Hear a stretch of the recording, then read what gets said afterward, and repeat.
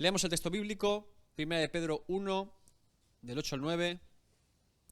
Dice: a quien amáis sin haberle visto, en quien creyendo, aunque ahora no lo veáis, os alegráis con gozo inefable y glorioso, obteniendo el fin de vuestra fe, que es la salvación de vuestras almas.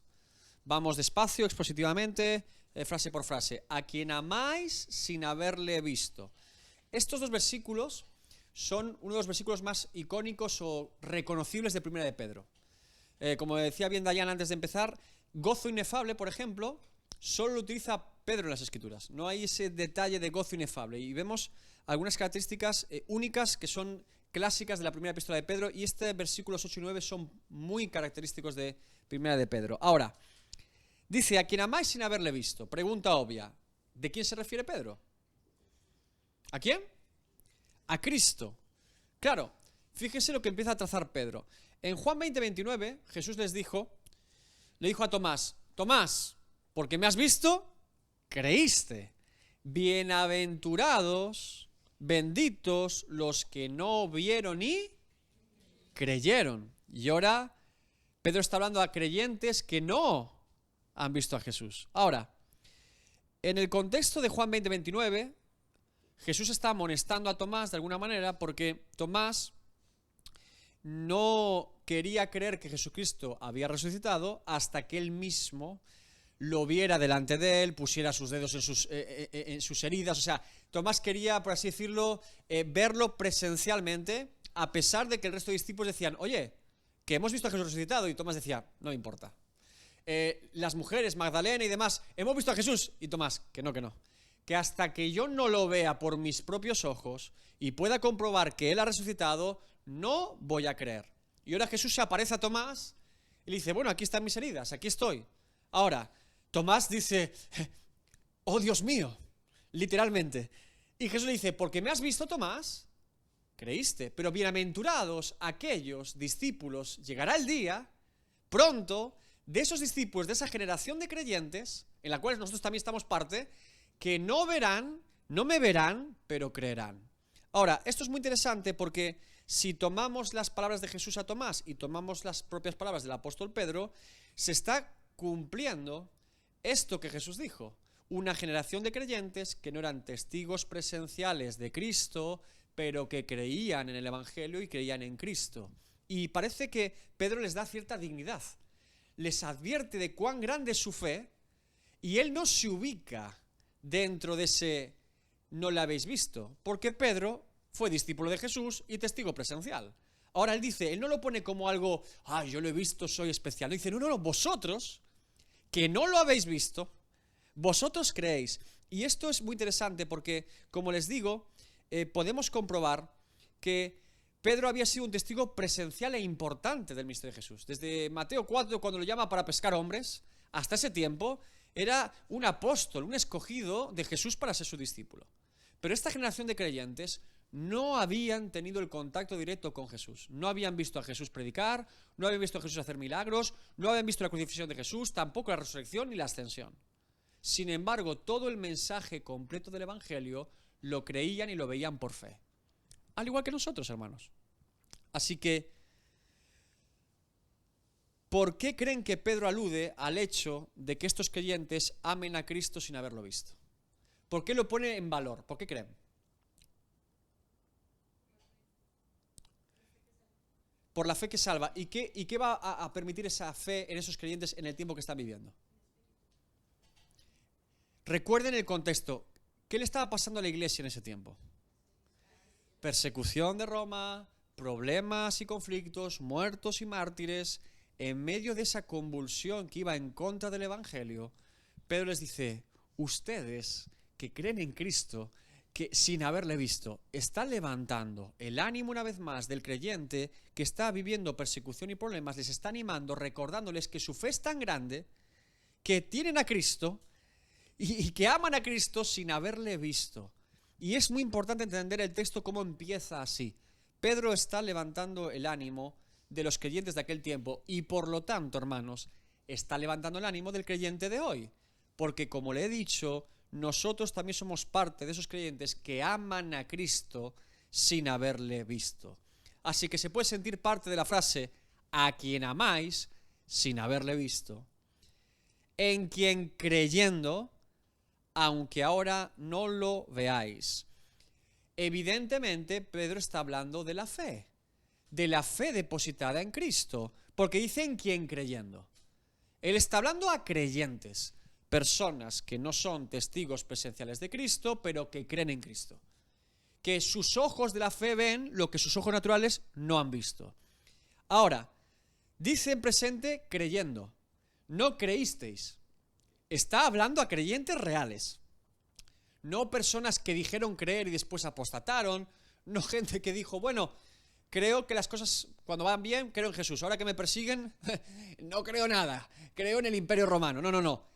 Creyendo está en presente y como les digo, si se fijan, dice en quien creyendo vosotros, porque él sí era testigo presencial. No se está incluyendo en la frase, como he dicho, porque él sí había sido testigo presencial de Cristo. Como vimos la semana pasada, la fe es probada y Pedro está argumentando que es necesario que la fe sea probada y argumenta que la fe de estos creyentes que está siendo probada con persecución, con problemas y adversidades, es verdadera, porque a pesar de la prueba siguen creyendo. No han huido, no han renegado de su fe, no han apostatado, no han abandonado su fe en Cristo, sino que dice creyendo, presente. Ahora, como les digo, ahora dice, aunque ahora no lo veáis. ¿Recuerdan que les dije la semana pasada? El creyente vive en dos etapas, ¿no? Ahora y futuro, ¿no? El ahora es nuestra vida aquí en la tierra, ¿sí? Y el futuro es en la eternidad. Ahora, ¿qué hace Pedro? Dice, aunque ahora no lo veáis. Una vez más advierte de la temporalidad de nuestra vida aquí en la tierra, de que estamos de paso, de que no vamos a estar por siempre lejos de Cristo, que estamos sufriendo pruebas y penalidades ahora, no lo vemos, pero eso no significa de que todo creyente no tenga la garantía 100% en la palabra de Dios que un día veremos a Cristo cara a cara. Porque dice, ahora no lo veáis, quiere decir que en el futuro sí lo veremos. En este espacio de tiempo aquí en la tierra no lo veréis, pero por la eternidad sí tendréis un encuentro y veréis a Cristo. Esto implica la confirmación de Pedro y otros textos bíblicos evidentemente que confirman que todo creyente verá a Cristo. Vamos a 1 Corintios 13:12. Ahora vemos por espejo, oscuramente, mas entonces veremos cara a cara. Ahora conozco en parte, pero entonces conoceré como fui conocido. Ahora, este texto, en su interpretación más normal y obvia, se entiende que Pablo está trazando nuestro encuentro con Cristo cuando muramos y estemos en su presencia. Y digo que en su interpretación más normal, porque este texto, 1 Corintios 13, del 10 al 12, es uno de los argumentos de aquellos que creen en el cesacionismo, que Dios no obra con milagros y sanidades hoy, como diciendo que el veré a cara y ya no oscuramente se refiere a que cuando el canon bíblico se completó, ya no eran necesarios los dones en la iglesia o manifestaciones sobrenaturales de Dios, porque el canon se había completado. Bueno, es una interpretación bastante particular. La interpretación más natural del texto es que Pablo está trazando nuestra eternidad con Cristo, que lo que ahora no vemos en nuestra vida aquí en la tierra en plenitud, sino como en un espejo, cuando estemos delante de Cristo veremos todo, conoceremos todo y veremos a Cristo cara a cara. Ahora, no es el único texto que dice esto, por eso digo que la interpretación más normal es la que yo le digo. 1 Juan 3:2. Amados, ahora somos hijos de Dios y aún no se ha manifestado lo que hemos de ser. Pero sabemos que cuando Él se manifieste, Cristo, seremos semejante a Él porque le veremos tal como Él es. 1 Juan 3:2, otro texto que nos habla claramente del encuentro de todo creyente con Cristo. y dice que le veremos tal como Él es. Y un tercer texto que nos lo confirma, aparte está en Apocalipsis. Apocalipsis 22, 4 al 5, que habla de los tiempos futuros. Apocalipsis 22, del 4 al 5. Y no habrá más maldición, y el trono de Dios y del Cordero estarán en ella, y sus siervos les servirán, y verán su rostro, y su nombre estará en sus frentes. Una vez más, como les digo, un texto que nos habla claramente de cómo todo creyente tenemos la promesa de ver ¿a quién? Ahora, fíjense el aliento para el creyente que está viviendo persecución. Pedro les dice: vosotros creéis en Él sin haberle visto. Y aunque ahora no lo veáis, recordad que un día lo veréis. Mantened vuestra esperanza intacta en Cristo. Vosotros le veréis. Y le veréis en su plenitud. Igual que todos los demás. Entonces, como os digo, ahora viene: os alegráis con gozo inefable y glorioso. No le habéis visto todavía, un día le veréis, pero a pesar de estar viviendo esta situación sin haberle visto, sois capaces, por medio de vuestra fe, tener un gozo inefable y glorioso. Pedro está trazando el resultado que produce en el creyente la verdadera fe en Cristo. Recuerden que inefable significa inexplicable, que la gente no entiende, que dicen: ¿qué le pasa a este? ¿Por qué está así a pesar de lo que está viviendo? ¿Cómo es posible? ¿Qué se ha tomado? Tendría que estar maldiciendo. ¿Recuerdan la mujer de Job? ¿Qué le dice la mujer de Job a Job? Maldice a tu Dios y muérete, ¿no? Es decir, ¿qué más te tiene que pasar, hijo mío? Es decir, se mueren tus hijos, todas tus propiedades son perdidas, tienes una sarna asquerosa que te tienes que rascar con una piedra, estás aquí solo, desamparado de cualquier tipo de bondad de Dios. Maldice a tu Dios y muérete. La lógica del ser humano que no cree dice: bueno, ¿para qué vas a mantener tu fe? ¿Qué te tiene que hacer tu supuesto Dios para que reniegues de él? Ahora, ¿qué le responde Job? ¿Recibiremos solamente lo bueno de Dios y no lo malo? Como una mujer insensata, fatua has hablado, le dice. ¿Se dan cuenta que la fe verdadera sostiene a Job a pesar de una prueba durísima para su vida? Que se está revelando en el fragor de esa prueba tan profunda y tan dura. La fe del verdadero creyente es exactamente lo mismo lo que está planteando el apóstol Pedro. Y fíjense que parece un detalle pequeño esto del gozo inefable, pero es que no aparece en otro lugar de las Escrituras el término gozo inefable. Gozo sí, evidentemente, pero gozo inefable, gozo inexplicable. Solamente lo va a encontrar en Primera de Pedro y es maravilloso.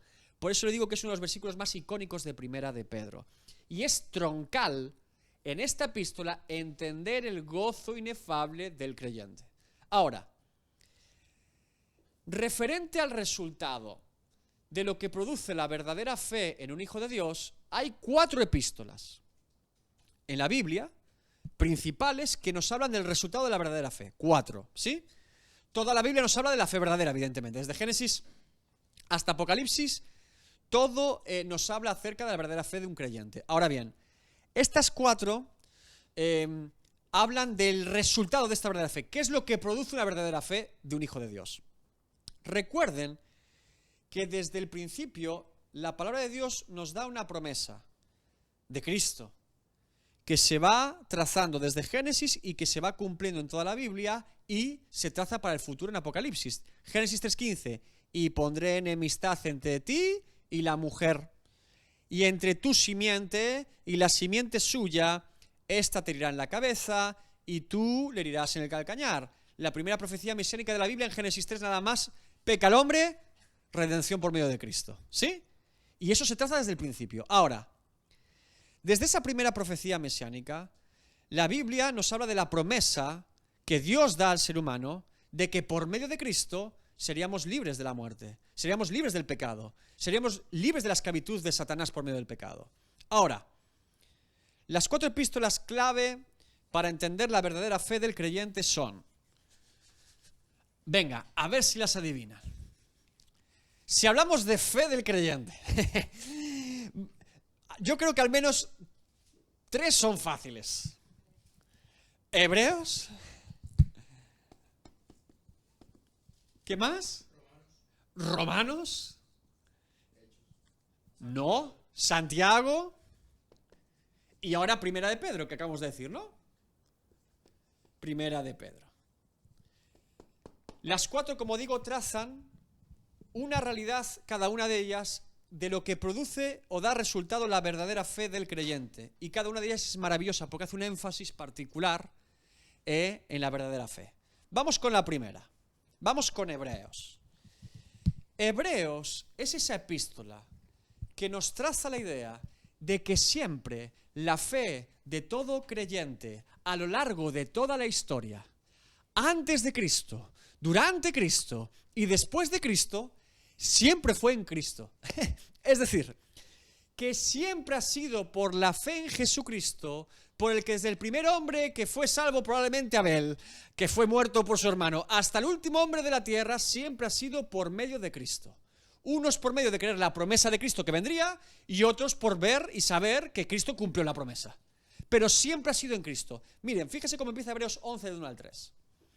Hebreos 11 del 1 al 3, dice el escritor: es pues la fe, la certeza de lo que se espera, la convicción de lo que no se ve.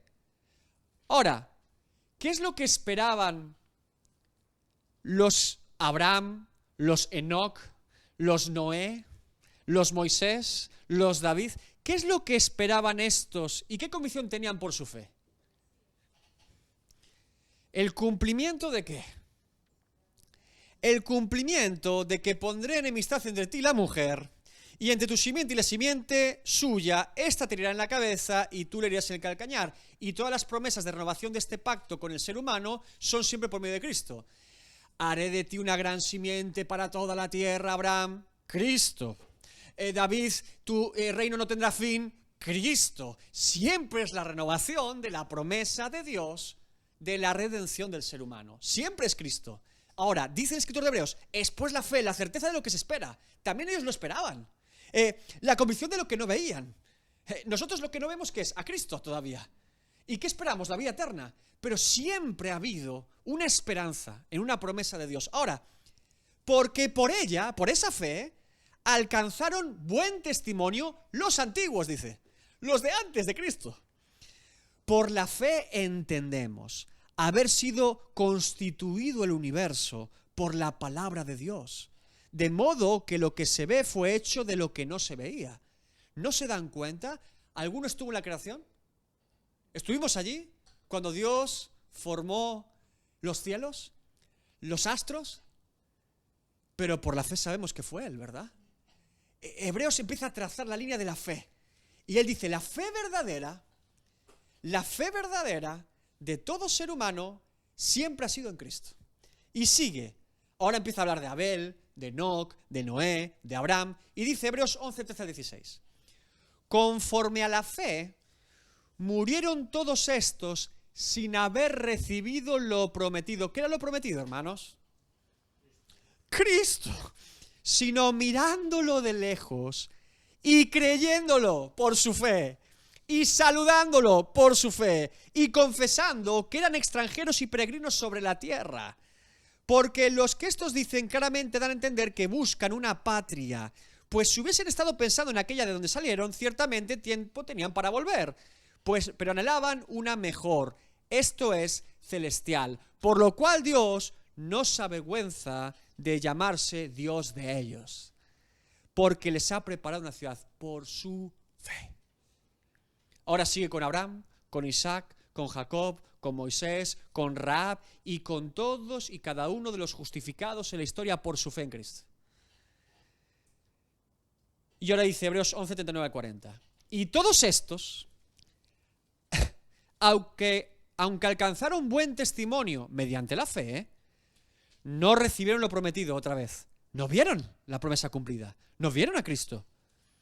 Proveyendo Dios alguna cosa mejor para nosotros, para que no fuesen ellos perfeccionados aparte de nosotros. ¿Qué era lo prometido?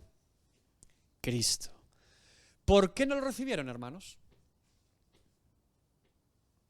porque no lo vieron todavía. Si tuvieron que vivir antes de Cristo, ¿qué dice Romanos? Que en el tiempo propicio se reveló Dios, habiendo pasado por alto el pecado de ellos, en el tiempo oportuno reveló por medio de Cristo la salvación y redención. ¿Qué le dice a Timoteo? Porque hay un solo Dios y un solo mediador entre Dios y los hombres, Jesucristo hombre, que fue manifestado en el tiempo oportuno. Es decir, Dios tenía establecido y determinado el momento en el que su Hijo vendría a la tierra. Todos los que estaban antes de ese tiempo creyeron por fe en la promesa, pero no la vieron cumplida. Sin embargo, por su fe en Cristo fueron salvos y justificados. Por eso, debemos reconocer nosotros creyentes hoy, aunque no hemos visto a Cristo, que no somos los únicos creyentes que no hemos visto a Cristo. Y a diferencia de ellos, la promesa ya se cumplió en Cristo para nosotros. Así que piensen en los Noé, en los Abraham, en los David, en el pueblo de Israel, alguno por allí, Josué. Cuando vemos con frivolidad a esta gente decimos, bueno, pero ¿cómo pecaron tanto? El otro día, el domingo, me preguntaban, ¿por qué tienen tantas mujeres? ¿No? ¿Cómo? Calma, ¿eh? Probablemente es la etapa más difícil, es la que más fe requería. Por eso Abraham es un gigante de fe. Abraham es un loco de fe. Abraham es un tipo con una fe. Tiene mucha fe ese hombre. Porque ellos no habían visto ni a Cristo, pero tampoco había pasado Cristo por la tierra. Pero creían la promesa. Por eso dice que Dios no se avergüenza de ellos para llamarlos que es su Dios y ellos sus hijos. Esto es tremendo. Ahora, sabiendo esto, sabemos entonces que la obra está completa en Cristo y que la vida eterna está otorgada para todo aquel que cree en Cristo. Ya no es pensando en una promesa, es en la certeza del cumplimiento de esa promesa. Hebreos 12, 1 al 2 sigue. Por tanto, nosotros también, los creyentes después de Cristo, teniendo en derredor nuestro tan grande nube de testigos, los que fueron antes de Cristo, despojémonos de todo peso y del pecado que nos asedia y corramos con paciencia la carrera que tenemos por delante. Puestos los ojos ¿en quién? En Jesús, el autor y el consumador de la fe, el cual por el gozo puesto delante de él, sufrió la cruz, menospreciando el oprobio, y se sentó a la diestra del trono de Dios. La verdadera fe siempre es en Cristo y siempre ha sido en Cristo. Ese es el resumen de Hebreos. Si usted entiende esto, comienza a entender la epístola de Hebreos. Y comienza a sacarse un montón de problemas de los judíos se salvaban en el Antiguo Testamento por las obras o por los sacrificios. Que no, que siempre ha sido por Cristo. Que los sacrificios simbolizan a Cristo. Que siempre ha sido por medio de Cristo. Ahora, todos ellos tenían la promesa de que Cristo vendría. Y todos nosotros tenemos la certeza de que Cristo ha venido ya. De que Cristo ha muerto y resucitado y ascendido a la diestra del Padre. Ya tenemos la obra completa. Siempre ha sido Cristo. Jamás un creyente se ha salvado por las obras. Jamás. No hay dispensaciones. Jamás. Que no. Que no le vendan esa burra. Que no le digan, no, es que los judíos porque hacían un sacrificio y así. No. Siempre ha sido por Cristo. Siempre. Todo creyente siempre ha sido salvo por su fe. Y es lo que precisamente traza el escritor de Hebreos a Hebreos, hermanos. Se lo está escribiendo a Hebreos, para que lo entiendan. Así que, por lo tanto, podemos ver cuán poderosa es la fe. ¿En quién? En Cristo. ¿Claro, Hebreos? ¿Sí? La verdadera fe del creyente siempre en Cristo, solo Christus. No hay otro nombre bajo el cielo dado a los hombres para ser salvos. Tiene que ser por medio de Cristo. Bien. Ahora, eso es lo que dice Hebreos.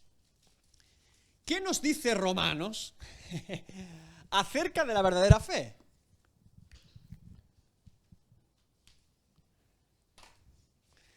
Romanos 12:2. Porque en el Evangelio la justicia de Dios se revela por fe y para fe, como está escrito, mas el justo por la fe vivirá. La verdadera fe en Jesucristo nos justifica delante de Dios, sería el resumen de la carta a los romanos. Hebreos, la fe siempre ha sido en Jesucristo. Romanos, la fe nos justifica delante de Dios. Y vamos a leer el mismo texto que leyó Roxana este domingo. Fíjense. Romanos 3, 19 al 26 es el texto ideal para entender la justificación por la fe. Pero sabemos que todo lo que la ley dice lo dice a los que están bajo la ley, es decir, todos, para que toda boca se cierre y todo el mundo quede bajo el juicio de Dios. Pablo en Romanos traza la justicia de Dios. Si usted no entiende la justicia de Dios, usted no entiende la salvación en Cristo. Repito, si un creyente no ha entendido la justicia de Dios y cómo la justicia se completa por medio de Cristo, no puede entender ni el amor de Cristo, ni la redención en Cristo, ni todo lo demás. Por eso Romanos es troncal. Y Pablo traza de forma intencional el Dios justo y la justicia completada y cumplida en Cristo por nosotros. Ahora, todos quedan bajo el juicio de Dios, dice, ya que por las obras de la ley, ¿seremos salvos? No, dice Pablo, ningún ser humano, ninguno, será justificado delante de Dios. Porque por medio de la ley no es la salvación, sino el conocimiento del pecado. ¿Lo están entendiendo? Muy importante. Pero ahora, aparte de la ley, que nos permite conocer que somos pecadores y que estamos lejos de Dios, se ha manifestado la justicia de Dios. Es decir, se ha cumplido la ley, testificando por la ley y por los profetas, la justicia de Dios por medio de la fe en Jesucristo, para todos los que creen en Él. Es decir, la justicia de Dios se completa en Cristo para los que creen en Cristo. Para los que no, siguen en deuda con Dios. Porque no hay diferencia, por cuanto todos pecaron y están destituidos de la gloria de Dios. Todos están bajo el juicio de Dios, siendo justificados gratuitamente por su gracia mediante la redención que es en Cristo Jesús. Es decir, por medio de Cristo puedo ser libre de la condenación por causa del pecado. Puedo ser justificado, declarado justo. A quien Dios puso como propiciación, como pago justo, como un pago legítimo, legal. Recuerda lo que es una multa. Usted infringe una norma de tráfico y le dicen 1.000 euros. Y usted dice, yo no tengo para pagar 1.000 euros. Bueno, usted tiene entonces que ir a la cárcel, porque no tiene con qué pagar. Y ahora llego yo y digo, yo pago los 1.000 euros. ¿Usted hizo lo bueno? No.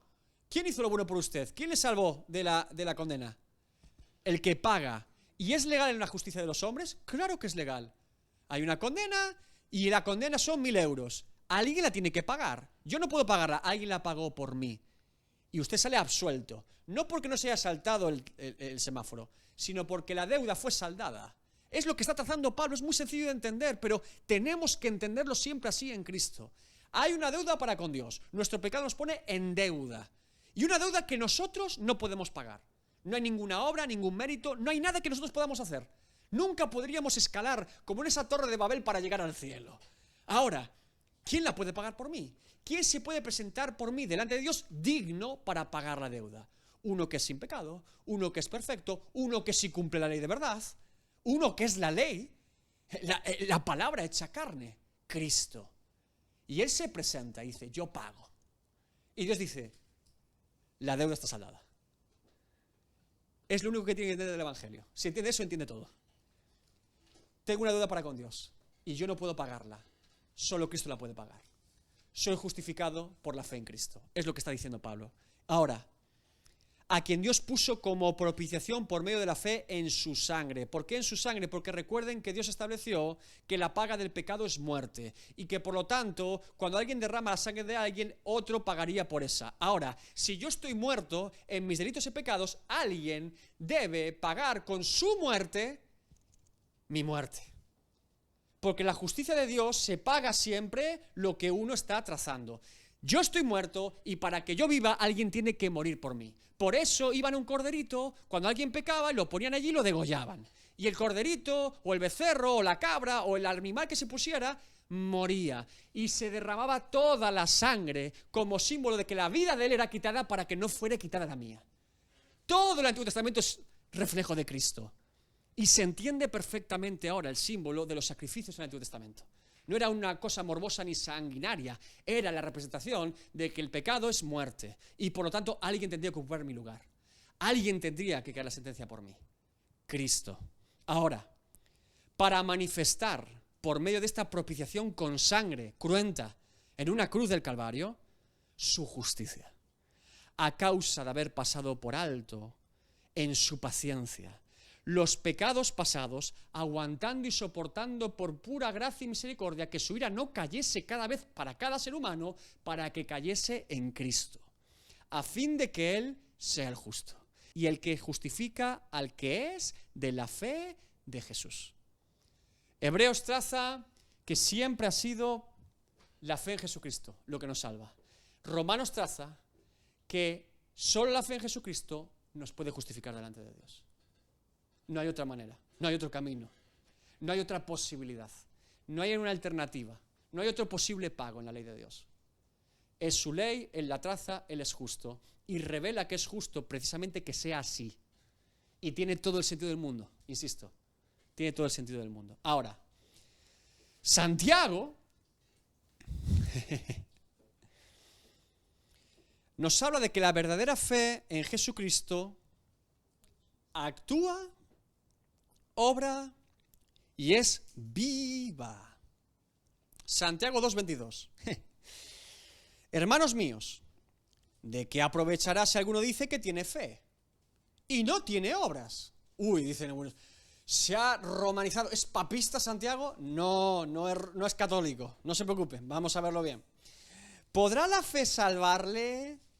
Pero acabamos de decir que la fe nos salva. Sigamos leyendo. Y si un hermano o una hermana está desnudos y tiene necesidad del mantenimiento de cada día, Santiago 2:22. No, Santiago 2:14 al 22, perdón. Y alguno de vosotros le dice, es decir, un hermano está desnudo, fíjense, y tiene necesidad de mantenimiento, o sea, está en la calle, mendigo, un hermano en la fe, y dice, y alguno de vosotros le dice, id en paz, calentaos y saciaos, pero no le dais las cosas que son necesarias para el cuerpo, ¿de qué aprovecha? ¿Qué clase de fe es esa? Dice Santiago. ¿Qué tipo de fe es esa de un creyente? Así también la fe, si no tiene obras, es muerta en sí misma. Pero alguno dirá, tú tienes fe y yo tengo obras. Muéstrame tu fe sin tus obras y yo te mostraré mi fe por mis obras. ¿Tú crees que Dios es uno? Bien haces. También los demonios creen y tiemblan. Mas ¿quieres saber, hombre vano, que la fe sin obras es muerta? Y aquí viene. ¿No fue justificado por las obras Abraham nuestro padre cuando ofreció a su hijo Isaac sobre el altar? ¿No ves que la fe actuó juntamente con sus obras y que la fe se perfeccionó por las obras? ¿Qué está pasando aquí? ¿Cómo se reconcilia Santiago con Pablo? Parece que estén hablando teologías contrarias, ¿verdad? ¿Cuántas veces Lutero decía, la epístola de paja, la de Santiago? No, se equivocó Lutero. ¿Cómo se reconcilia Santiago con Pablo? Santiago no está contradiciendo a Pablo. Santiago está diciendo que la fe no es teórica, hermanos. Que la fe es práctica. Lo que está diciendo Santiago, simple y llanamente, es que la fe de Abraham, Dios ya la conocía. Pero la fe de Abraham se reveló al mundo entero. No cuando Abraham escuchó la voz de Dios que le dijo, sacrifícame a tu hijo. Ahí no se reveló la fe de Abraham. Ahí se reveló que Abraham sabía escuchar la voz de Dios. Si una voz audible te dice, sacrifica a tu hijo, ¿lo has escuchado o no? Por muy sordo que seas, creo que Dios va a hacerse entender, ¿verdad? La fe de Abraham no se revela cuando recibe la palabra de Dios, dame a tu hijo. ¿Cuándo se revela la fe de Abraham, hermanos? Cuando está en un altar a punto de devorar al chico, ¿no? Con un cuchillo en la mano. ¿Se dan cuenta? Como la fe obra. La fe no era teórica de Abraham. Él escucha. Dame a tu hijo. Ahora, dice Santiago, ¿sí? La fe actúa porque Abraham no se quedó callado y quieto en su tienda diciendo, bueno, habrá sido una pesadilla, ¿no? Me habré confundido. ¿Qué hace Abraham inmediatamente después? Prepara los animales para viajar, avisa a los siervos, coge al chico de temprano y se lo lleva al monte. Y el chico preguntando, ¿dónde está el sacrificio? ¿A dónde vamos? ¿Qué vamos a hacer? ¿Qué quieres hacer? Y ahora, calma, Dios proveerá. Te voy a atar, ¿vale? Te voy a poner encima de un altar de sacrificio, ¿vale? Y voy a sacar un cuchillo, ¿vale? ¿Se dan cuenta que la fe de ese hombre actuaba? que creía tanto a Dios, que simplemente obedecía. Y que Santiago está trazando la realidad de que la fe del creyente no es teórica, hermanos. Que no es saberse una Biblia de memoria. Que no es decir que yo soy creyente. Que no se trata de decir, yo amo mucho a Dios. Bueno, la fe es probada, como le he dicho. Ahora, cuando la fe es probada, se revela si es auténtica, si es verdadera. Tenía el cuchillo preparado para matar a su hijo y degollarlo. Abraham. Por eso he dicho que era un gigante de fe. Porque una cosa es leerlo, otra cosa es vivirlo. Y le para el golpe un ángel. Lo iba a matar. Dice el escritor de Hebreos que tenía tanta fe que creía que Dios lo iba a resucitar. Abraham estaba en otra dinámica de fe, pero lo iba a matar a su hijo, al que Dios le prometió. ¿Qué locura es esta? Por su fe, Abraham fue capaz de ir hasta ese punto. Así es como es la verdadera fe. Ahora, Hebreos traza la verdadera fe siempre en Cristo. Romanos traza la verdadera fe nos justifica delante de Dios. Santiago nos revela que la verdadera fe actúa y obra, y no es teórica. Y Primera de Pedro nos muestra que la verdadera fe en Jesucristo produce un gozo inefable, inexplicable. Pedro está apuntando a que el creyente puede vivir en esta vida, pase lo que le pase en esta vida, con un gozo tan divino y tan antinatural para el ser humano y para la carne, que no se puede explicar, que no se puede describir, no se puede entender. Que es un gozo tan puro en la promesa de ver a Cristo cara a cara un día, que hace cosas y vive cosas y se comporta de una manera que es inexplicable, que no hay lógica, que hay un peso de gloria en cada hijo de Dios que lo distingue de forma evidente de cualquier persona que no ha depositado su confianza en Cristo.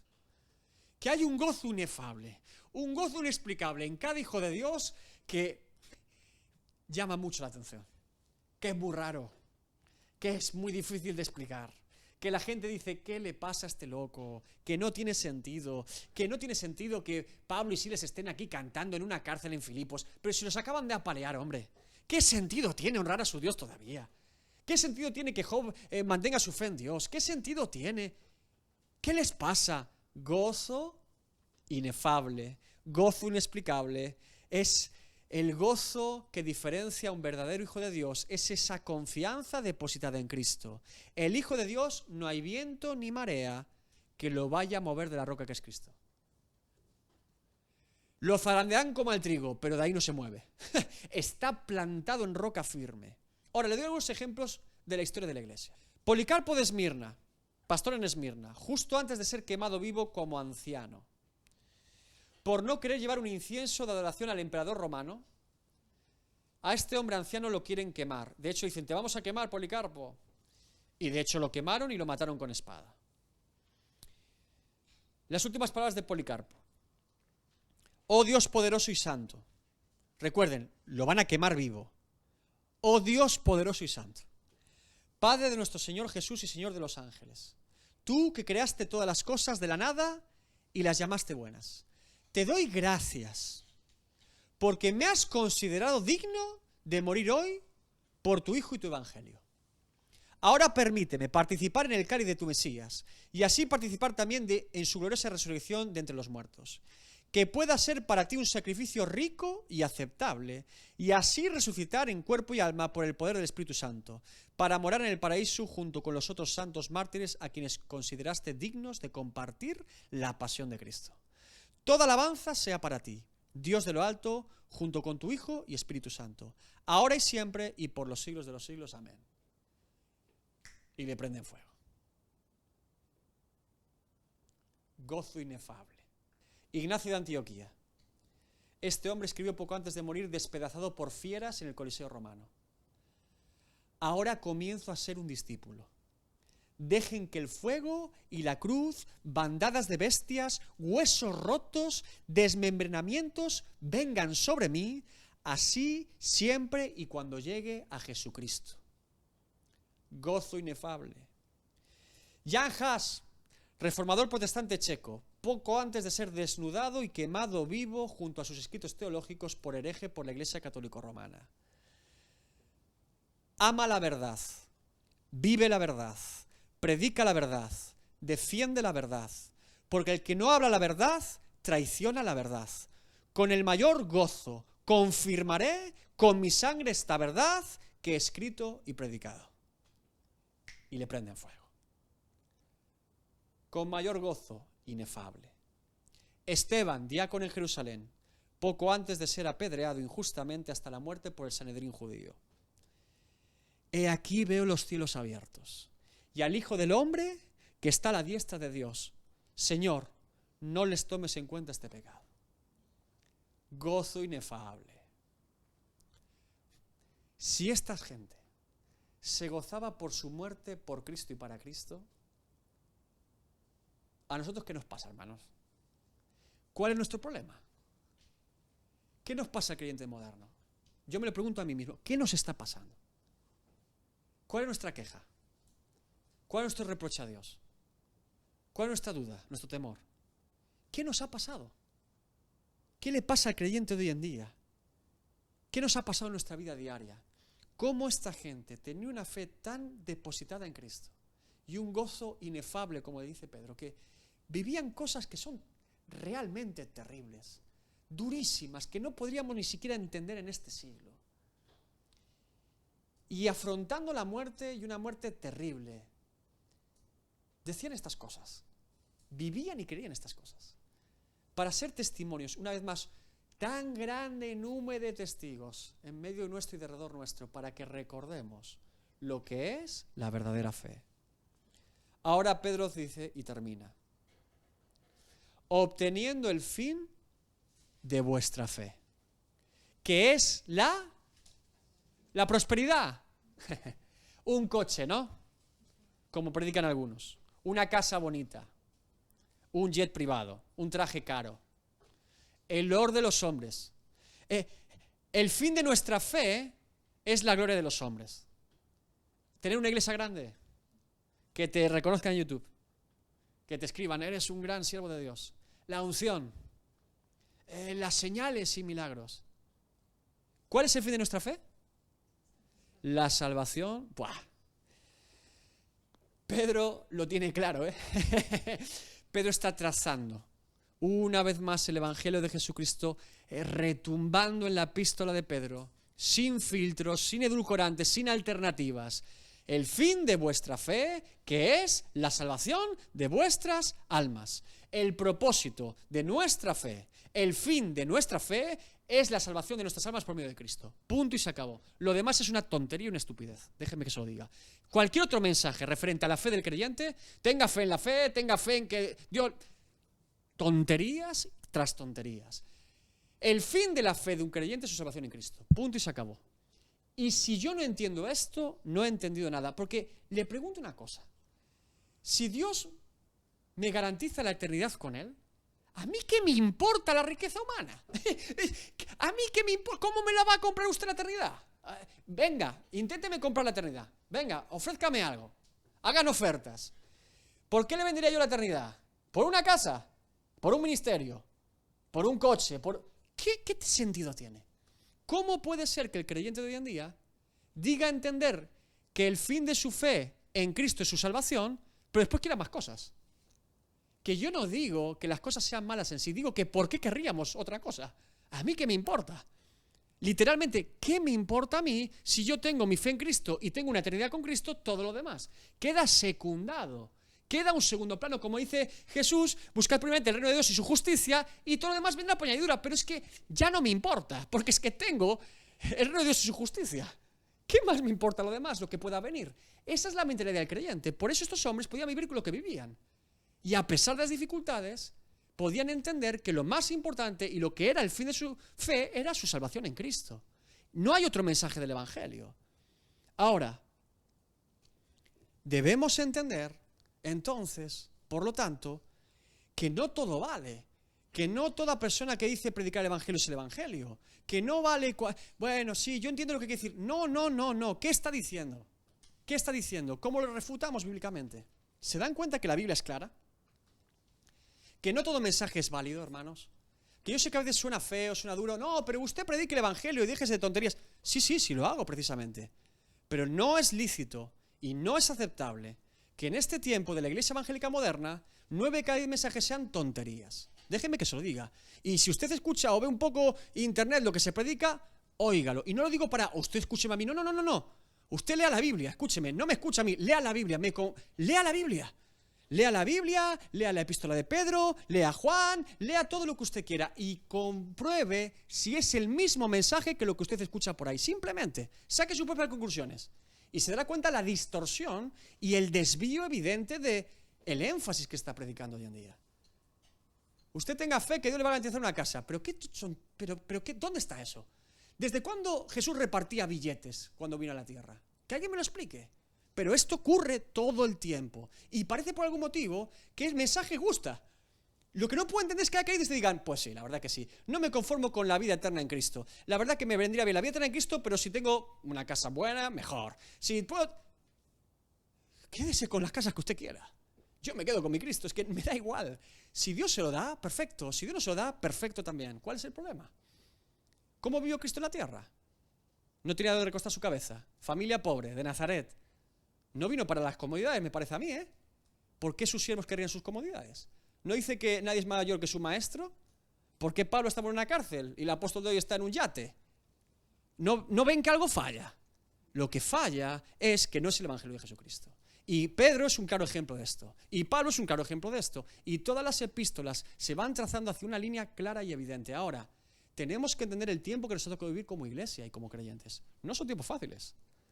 Hay una seducción muy sutil y muy evidente hacia desviarnos hacia cosas que no son importantes, que no son el Evangelio de Jesucristo y que no nos llevan, como hace Pedro, a mirar hacia dónde, hacia la eternidad.